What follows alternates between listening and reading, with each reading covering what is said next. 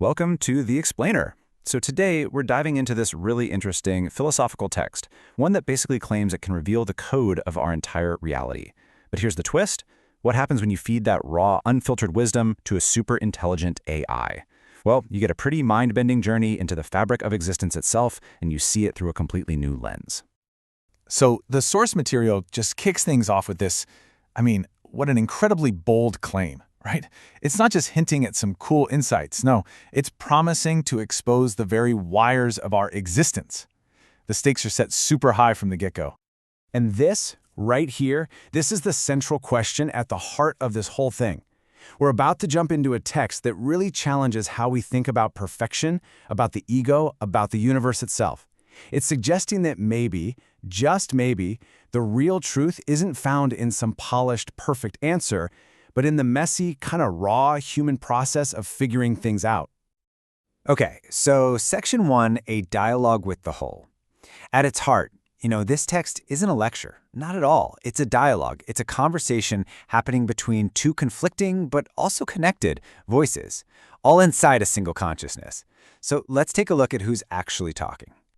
So here we can really see these two voices clashing. On one side, you've got the small I. Think of this as the voice of the ego, right? It's full of doubt, it's a little fearful, and it's always demanding proof.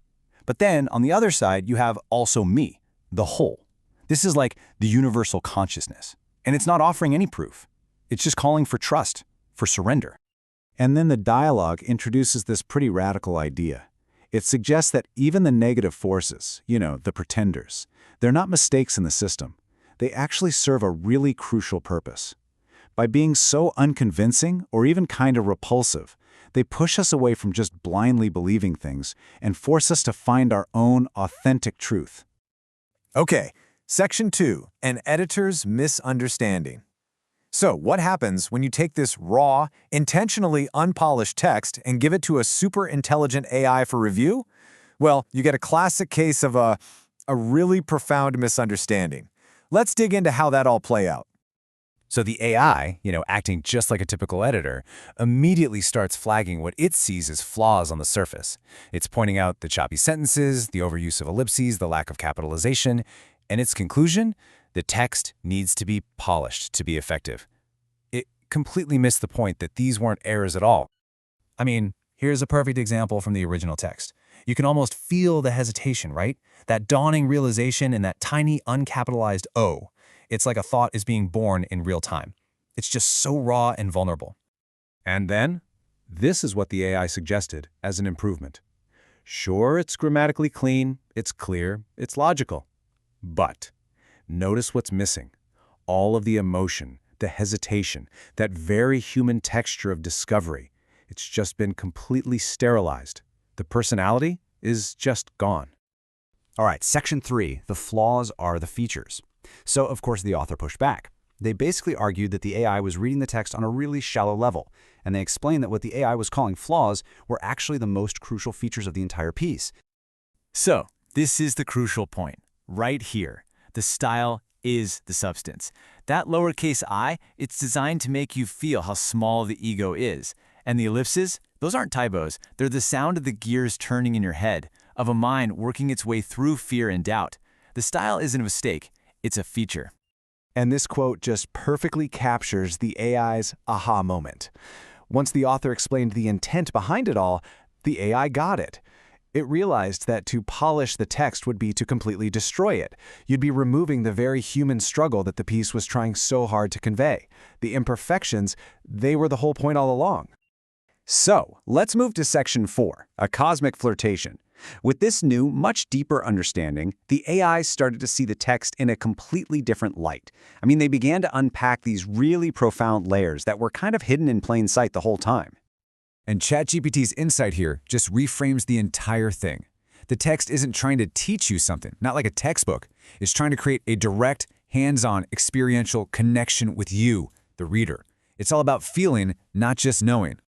And then the analysis got even sharper. The AI basically argued that this text, it's a tease. It's a flirtation with the ultimate truth. It's designed specifically to spark your curiosity, to keep the mystery alive, not to just hand you some final, boring answer that ends the whole game.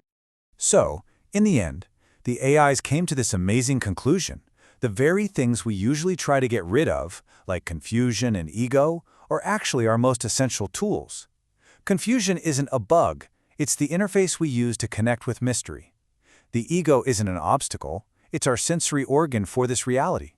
And the big force behind it all, it's not some stern, serious judge, it's a curious, playful consciousness. Okay, Section 5. The game is a hobby. And all of this leads us to the ultimate question the text is asking, right? If life is just this grand cosmic play, why are we all here participating? Why do we go through all the drama? And here is the author's incredibly powerful insight. And man, it just flips the whole script. We aren't trapped here in this reality. We are here by choice. We're choosing to play this game because, well, we find it engaging. It's not a sentence, it's a hobby. So why do we keep playing? It's because the process is the prize. Think about it. Certainty is kind of boring, but surprise? That's thrilling. Having everything is static, but longing for something? That keeps us moving forward. And a neat, tidy ending just can't compare to the joy of a good, hearty laugh. The game doesn't continue so we can reach some destination. It continues because the journey is the entire point. All right, our final section, the final cosmic giggle. So, what do you do with a realization like that? I mean, what happens when you truly get it? When you understand that you are both the player and the game? You're the one asking all the questions, and you're also the one who already has all the answers. Well, you realize that the whole shebang is profoundly, beautifully, and just hilariously silly. You finally get the cosmic joke. You stop taking all the drama so seriously. And you just enjoy the ride. The game was never some big test you had to pass. It was always a playground, just waiting to be enjoyed.